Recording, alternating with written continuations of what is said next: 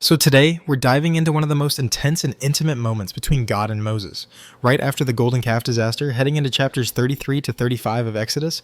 Yeah, I love how raw it all gets. God's like, I'll send an angel with you, but I'm not coming. That's heavy. You can feel the tension. The people mourned, like genuinely freaked out.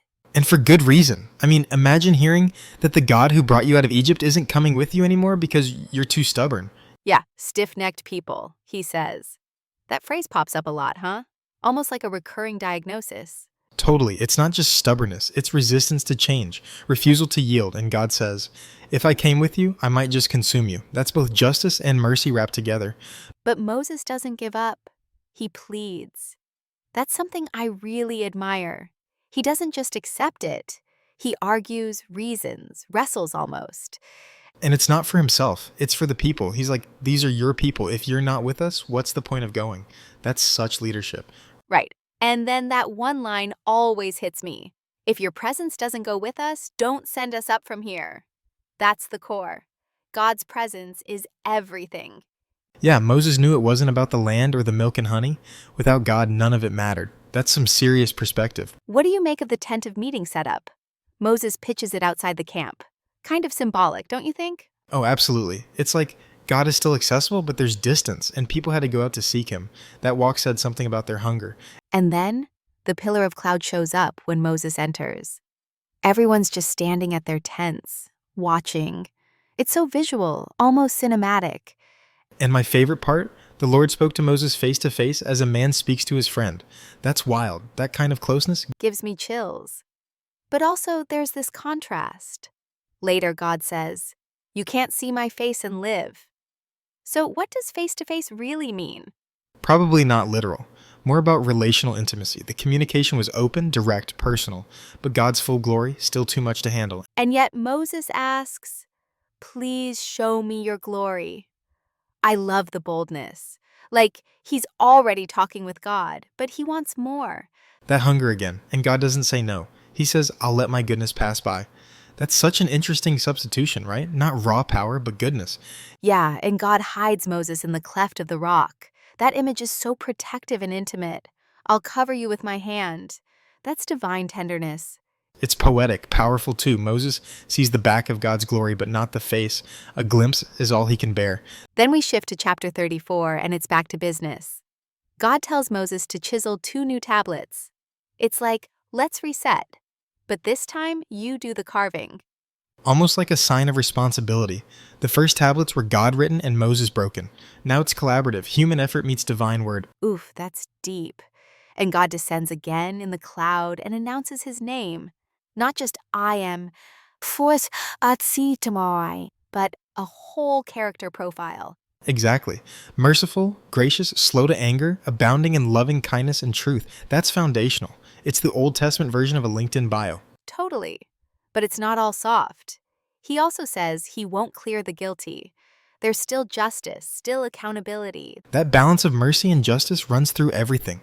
And Moses again bows down and says, please go among us. Even though they're stiff-necked, he knows it. He admits it. But he still asks for mercy and inheritance. That takes guts and grace.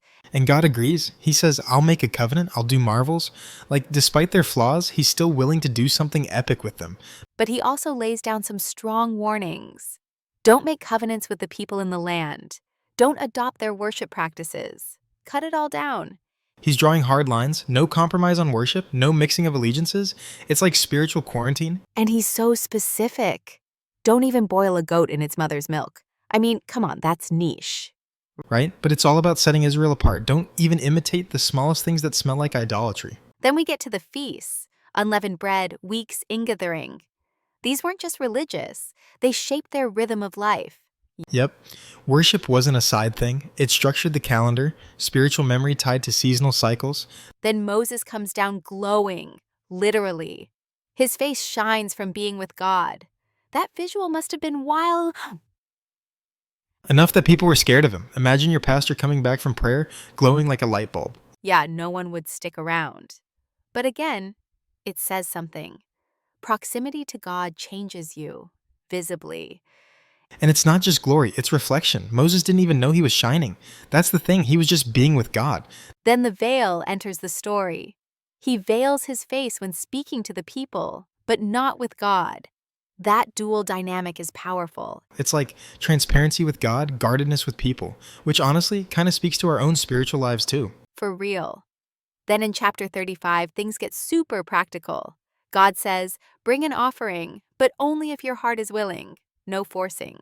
And people respond. They flood Moses with offerings gold, linen, spices, gems. Everyone contributes and not out of obligation. I love the part where it mentions the women who were wise-hearted and spun goat hair. Like, who knew that was a spiritual gift? Right? It elevates every kind of skill craftsmanship, weaving, carpentry. Sacred work wasn't just priestly, it was communal. And then we meet Bezalel and Oholiab. God literally filled them with his spirit to be artists. That's huge. So often we think of the Spirit for prophecy or miracles, but here it's for design, detail, beauty, holy creativity. And they were also meant to teach others. That's leadership through mentorship, not just doing the job solo. Which again ties back to Moses. He started with intimacy, then intercession, then implementation. That's spiritual leadership in a nutshell.